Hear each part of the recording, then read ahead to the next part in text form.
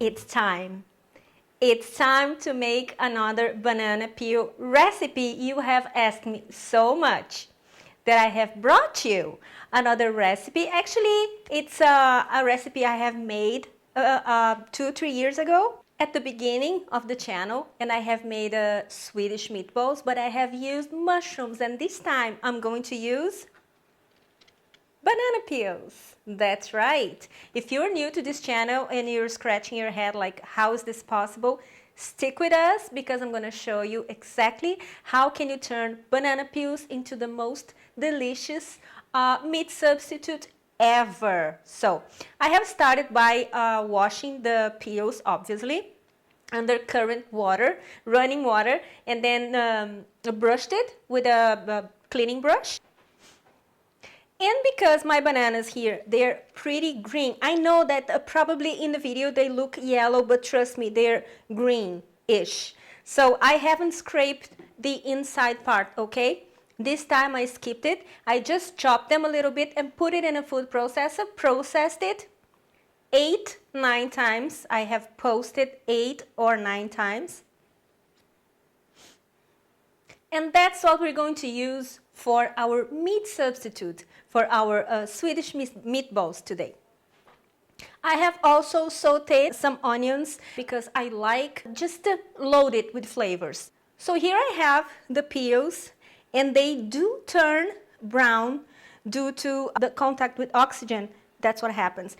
But that's even better, isn't it, since we want to emulate meat? And to that we're going to add the onions and the parsley. Chop the onions very, very finely, okay? So they mingle with the peels.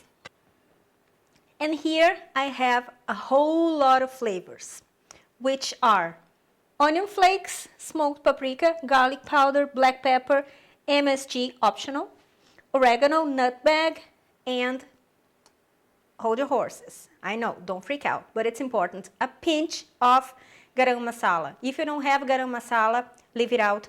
But I found that every time you put a pinch, but a pinch, like a little bit, less than a quarter teaspoon, it elevates all the flavors. Some vegetable bouillon. All the quantities and everything about this recipe, also substitutions, are going to be written in the description box below, as well as on my website, so refer to that if you have any doubts. Now we mix to combine. Now you add miso paste, breadcrumbs, and what I have here is a potato starch that I bought, I don't remember where. It's Swedish, that's what they use. If you don't have that, you can add cornstarch. But it's important because it's going to hold everything together and add some crunchiness to the meatballs, to the meatless meatballs. Now we add our flax egg, which is flax seeds mixed with water. And at some point here, you're not going to have a choice. You're going to have to put your hands in it because your hands are your best tools. I keep saying that, but it's true. Don't forget to add salt. So now we're going to form the balls.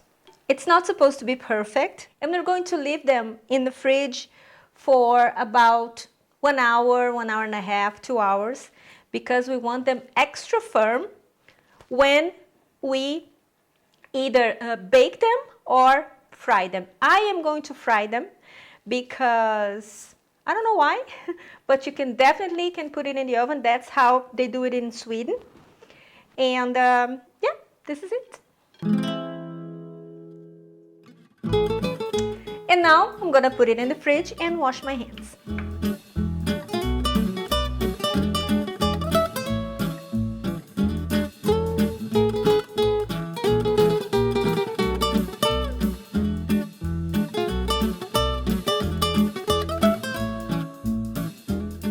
Alright, and here I have our meatless meatballs ready. I have left it in the fridge for 1 hour and 40 minutes. And now we're going to fry them, shallow fry them, because that's how I like better. And because this is a treat, so it's not for every day. But if you prefer, like I said, you can bake them.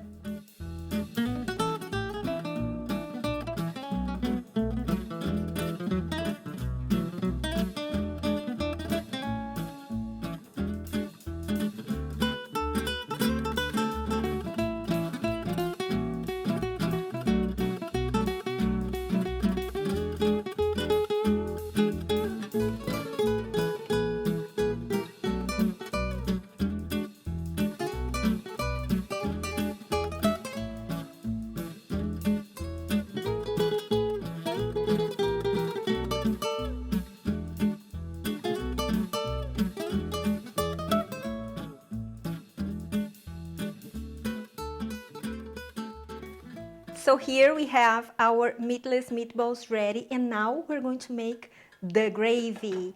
The gravy, which is so delicious and super simple. And you grab your Norwegian whisk. Do you know that this is a Norwegian whisk and they're very proud of it? And now we're going to start with the roux.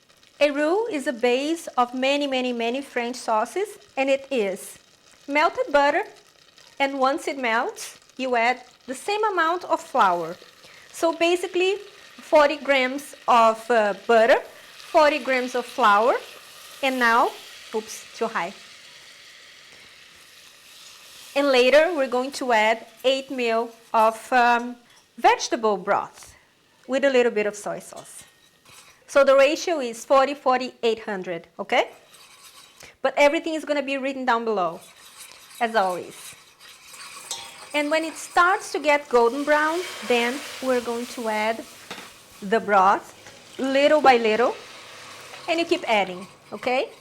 It's going to clump up a little bit. It's going to look like you've done something wrong, but trust me, you haven't done anything wrong. Just keep doing it. It'll work. And whisk away. And off with the heat. And now I'm going to serve this with a side of French beans and mashed potatoes, which is my mashed potatoes. If you don't know my mashed potatoes, please click there, but after these videos, because my mashed potatoes is so freaking delicious. I have developed a new way of making the same old mashed potatoes. So check it out and make it, and with a little bit of a lingonberry sauce, which is this jam here. The Norwegians and I think the Scandinavians in general, they love this with their meat because it has this sweet and sour taste, and it complements the food beautifully. So let me plate it for you.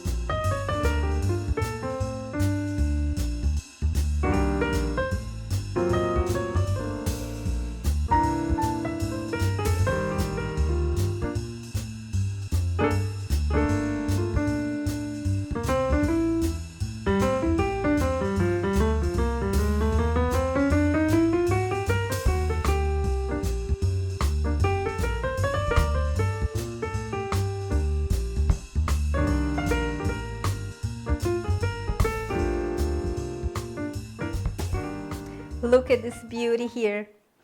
Isn't this such comforting, such delicious, like a hug in a plate kind of food? And now I'm gonna do what I have been dying to do since I started filming this, which is, you know what it is. It's super crunchy. It's to try it. And sauce, please. Oh my God.